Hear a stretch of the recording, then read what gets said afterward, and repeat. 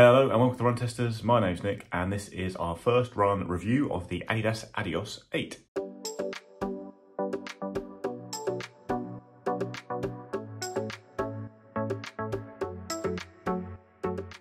The Adios is obviously a very storied and long-running line within the Adidas brand. The early versions were the top racing shoes available, especially for the marathon. Marathon world records were set in the early Adios versions, but it's fallen out of favour as a top-tier racing shoe with the advent of the carbon shoes era. And the last couple of versions have been okay, just maybe not that inspiring for runners, maybe looking for an alternative to carbon shoes. So the last one I tested was the Adios 6, and then the Adios 7 was pretty similar all round to the Adios 6. We've got a much bigger update with the Adios 8. I believe it's going to be available from June the 15th. The price is $130 in the US, and in the UK price, I'm not exactly sure, but I've seen it for about $120 and $125 from third-party retailers, but Adidas hasn't confirmed the price, but probably £120 would be my guess. It's a much lighter shoe than the Adios 6. Like I said, I can't compare to the Adios 7 because I haven't used that shoe, but I think it was quite similar to the Adios 6. The Adios 8 is 217 grams or 7.65 ounces for my UK size 9, which is a US 9.5. That's a big drop in weight from the Adios 8, which was 245 grams or 8.6 ounces in the same size. It's got an 8mm drop and the stack height is 28mm at the heel, dropping to 20 at the forefoot. That's 1mm higher than the Adios 6, but still a nice low profile shoe, much lower than the 40mm racing shoes we're all quite accustomed to these days. The big change to the Adios 8 that everyone probably wanted to see was a redesigned midsole. You've still got Lightstrike EVA at the back and Lightstrike Pro at the forefoot, but the configurations and the foams themselves have changed. So the Lightstrike Pro is a deeper wedge of it. It goes right through to the bottom of the shoes. You can see that you've got a much bigger amount of Lightstrike Pro under your forefoot to provide that lively, bouncy feeling, especially on your toe off. Now, the Lightstrike at the back is still an EVA foam, but it's Lightstrike 2.0, and it's a softer and lighter foam than Lightstrike that we had on the Adios 6, which wasn't a very popular foam. I didn't hate it myself, but a lot of people really didn't like it. It was quite a chunky EVA firm foam. This is noticeably softer to the touch, the Lightstrike 2.0. It's obviously lighter given the lightness of the shoe. Hopefully will give a better ride. Had a little run around with one shoe on each foot yesterday and it did feel noticeably softer straight away, especially as a heel striker landing in this Lightstrike area at the back. The other change in the foot is the shank, the torsion rods, the energy torsion rods. There's lots of different names for this. Adidas has it now has a third prong running through the middle. You can see the old one on the Adios there. This runs from midfoot to the forefoot to add a bit of stiffness and create a little bit of that propulsive feeling that you get from carbon plates. Like Adidas has had this torsion system in its use for a long time. It's not a full plate, but it does work in a slightly similar way. And they've redesigned it with the Adios 8 to have that third prong to provide a bit more pop. Shoe is also quite a bit wider all round to add a bit more stability, especially in the forefoot there. It's got a much wider base, which should help with fit because the Adios has traditionally been quite a narrow shoe, but also create a bit of stability. Again, that's something a little bit different in Adidas's range because the full races they have, things like the Takumi Sen, the Adios Pro and the Prime X are not really known for their stability, it's fair to say. Upper, you've got a lightweight mesh. It's very stripped back, very see-through as you can see, so it's really going for a lightweight feel. You've got little overlays at the front there instead of the large suede toe bumper you had on the Adios 6, which obviously added weight, and a lot less cushioning at the back as well. Like, there's quite a lot of padding going on with the Adios 8, which tallied up with the idea it was being used more as a training shoe than the racing shoe these days, but people are still buying the Adios for a lightweight experience, and you're going to get that with the Adios 8 with really nothing going on at the upper at the back there, much more flexible, lightweight feel. It does have the heel design that we've had on the Adios Pro 3 and Prime X.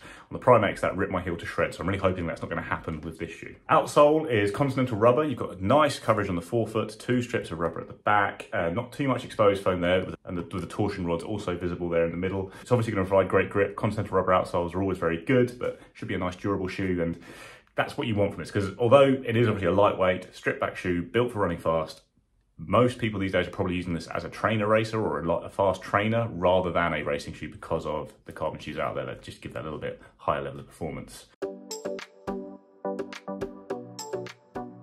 So on the fit of the shoe, you've got a little bit of thinking to do, as is often the case with Adidas. So my UK size 9 is my normal running shoe size in the UK, and it fits very well, but that is a EU 43.5 and a US 9.5, whereas normally I'm a US 10 or an EU 44. So it's a little bit shorter than other UK 9s would be, for example. But that works well for me because I'm a little bit small for my size, in my normal size, so it fits me quite well. It's not very narrow, which is different for an Adidas shoe, especially the Adios line, which has always been very narrow. I mean, it's not massively wide either, despite them widening it, but I think it's got a pretty solid fit that works very well in my normal running shoe size. sometimes with Adidas I have to size up. So in the Adidas Pro 3, I had to go for a UK 9.5 because of the fact it's smaller in US and EU sizes to get a good fit there, especially with the slightly weird configuration of eyelets at the front of that shoe. But I had no problems with the Adios in my normal UK size today. Like, had a really good fit around the toe box. The back of the shoe, little concerned about heel rub. Didn't get any significant heel rub today, but I was only out like just shy of 8 miles. So I don't know, this design at the heel hasn't always worked perfectly for me. I might heel lock the shoe if I go for anything longer just to be safe, but I didn't get any real problems today. So yeah, all of that is to say, have a look at the sizes. Adidas do come up a little bit small if you're just looking at UK sizes, but I was okay in my normal size. So I'm just heading out to do my first run in the Adidas Adios 8.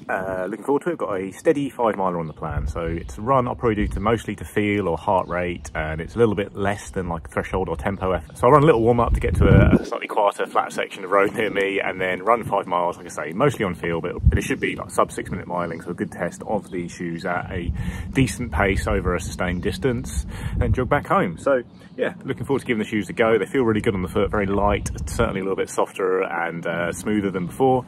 See how they run.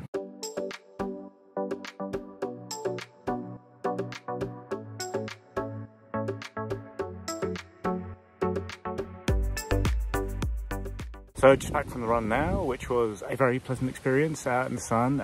Did 7 3/4 miles in total with that 5 miles steady in the middle of that, which went really well. Like actually the first 2.5 miles, I was absolutely loving it. The shoe felt really good, very smooth, really bounding along at a pace that was quicker than I expected.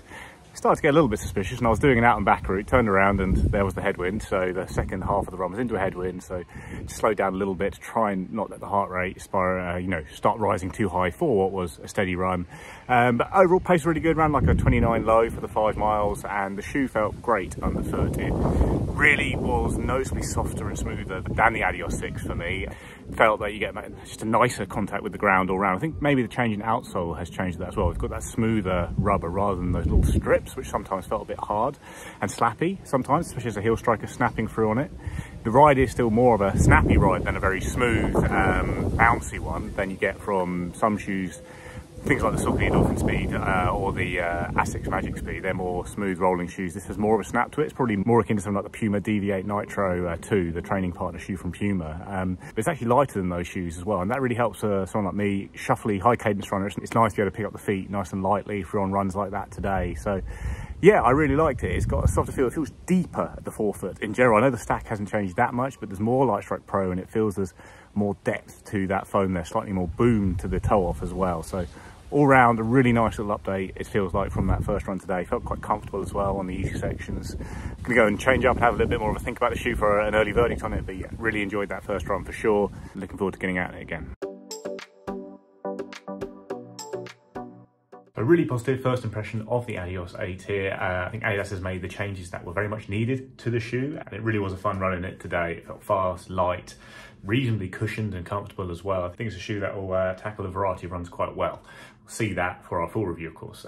Given the price and the technology here, you're not expecting the performance of a carbon plate shoe, and doesn't deliver that. But what I think it hopefully will be competitive against is things like the Endorphin Speed and the Magic Speed and other plated training shoes that are a bit more expensive, and they maybe have higher stacks and a bit more tech in them, but this is a lower profile, slightly more traditional alternative to those that give you some of those benefits at a lower price, and with that more traditional ride and a more lightweight design. Like, it really is a really light shoe, a nice snappy shoe to pull on. It'd be really good for short reps, I think, as well as having that energy torsion system and the Lightstrike Pro foam there to help you sustain those longer efforts. So I'm really interested to see how it goes over longer runs, whether it's still comfortable and whether it can kind of maintain the efficiency that you get from shoes like the Magic Speed and the Endorphin Speed 3, which feel close to full carbon shoes over those longer, harder runs in particular.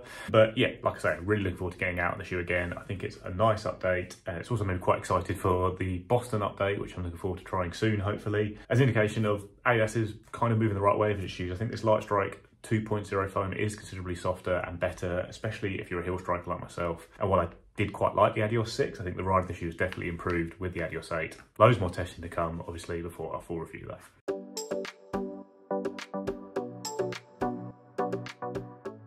That's our first look at the Adios 8. Let us know what you think in the comments below. Please do like and subscribe, ring the little bell, and we'll see you next time.